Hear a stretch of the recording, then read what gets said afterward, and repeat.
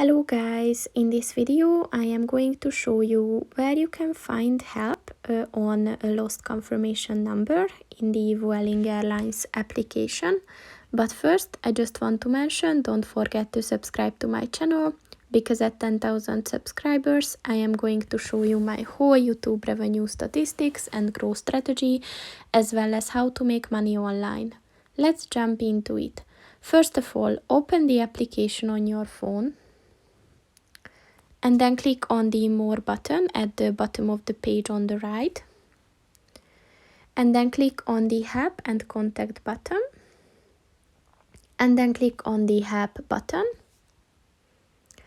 And if you scroll down at the You May Be Interested section, look for the Lost Confirmation Number button and just click on that. And as you can see, there's a detailed guide on what you need to do in this case. So if you found this information useful, you can also give them a feedback.